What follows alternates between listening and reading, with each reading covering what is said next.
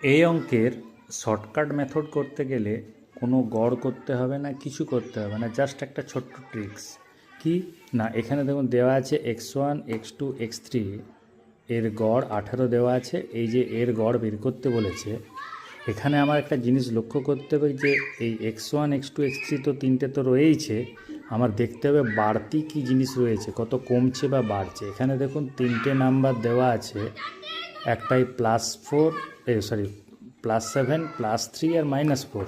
তাহলে তিনটে নাম্বারে কোনোটাতে 7 বেড়েছে, কোনোটাতে কমেছে বা 4 কমেছে। তাহলে এখানে কি করতে হবে যে এই যে কত বেড়েছে বা কমেছে, তাহলে দুটো নাম্বার বেড়েছে, তাহলে 7 আর 3 10 10 বেড়েছে, আর এখানে 4 কমেছে।